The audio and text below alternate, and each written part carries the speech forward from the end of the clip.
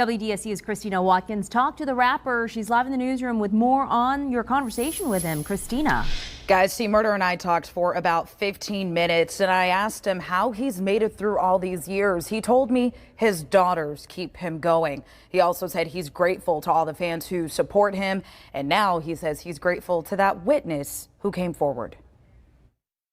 This is a call from Center A, Louisiana Department of Corrections. I'm not gonna lie, these last 16 years has been a struggle. Corey Miller, known to many of you as C. Murder, has spent more than a decade in prison, and up until a few days ago, he wasn't sure if he'd ever get out. I've been snatched away from my family, from raising my kids, and from my career, from everything. And I just want it back. A key witness came forward recanting his statement. In an affidavit, Kenneth Jordan said Jefferson Parish deputies pressured him to lie by holding an unrelated charge over his head. Jordan said he knew Miller did not shoot and kill a teenager 16 years ago, but he said detectives told him to say otherwise. Now, all these years later, Jordan says he wants to right his wrong, and Miller forgives him. I want him to know I'm not upset with him, and I'm proud of him. And me and my family, my daughters, especially, we thank him. For real, I mean, it's a life-changing moment. He says for the first time in a while, he has hope that he may not die in prison. And he's glad his family, friends, and fans continue to fight for his justice. My heart hasn't smiled since I've been locked up for 16 years. And I just want them to know that my heart is smiling. And C. Murder also told me despite everything that's happened, he says he's not bitter. He also says he still has faith in the justice system and he hopes the system will do the right thing. C. Murder told me until that happens, he's going to do what he's done these last 16 years. That is wait, pray, and hope for the best. Live in the newsroom, Christina Watkins. Scott, back to you. Christina, thanks. Here's the backstory behind the sentencing. In 2002, 16-year-old Steve Thomas was killed at a nightclub in Jefferson Parish. Days later, Miller was arrested and charged for the killing with second-degree murder. In 2003, a jury found him guilty of that charge, but the judge overturned the conviction. In 2009, during the retrial, Miller was found guilty and sentenced to life in prison without parole. Hello and welcome to my channel. Go ahead, hit the like, hit the share, subscribe if you haven't already. Isn't it interesting that depending on who you like and who you don't like, you can see the narratives being planted through mainstream media?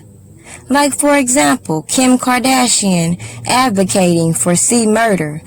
Think of the message it sends to all these young girls who aspire to be just like her, who want to be known for an infamous tape, and then taken serious once they buckle down and settle into what they really want to do.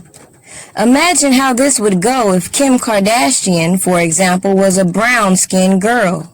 How she'd be considered a thought in today's society. And even the fact that people bypass the fact that people like Monica was dating C. Murder at the age of 16, 17, people want to bypass that and don't see the messages it's sending.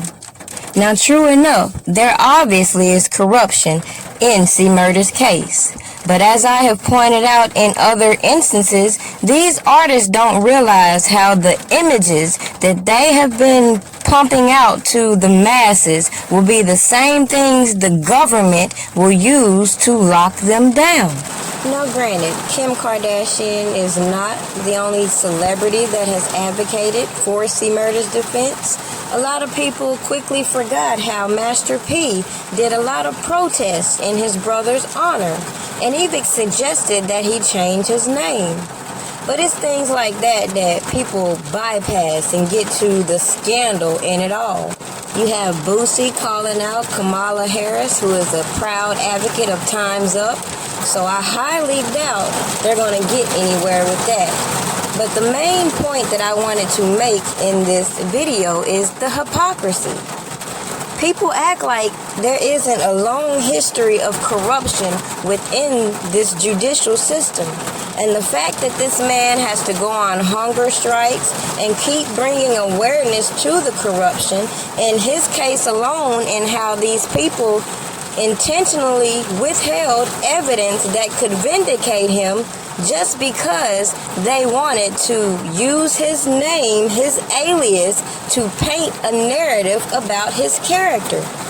It's clear things have dramatically changed since the 90s, and the levels these women have to take in order to gain notoriety.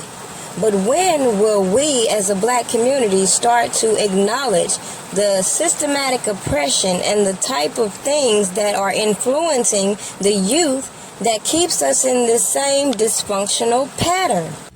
Do you think adding a social activist to his case is going to help him reach out and appeal to the public to get his sentence overturned?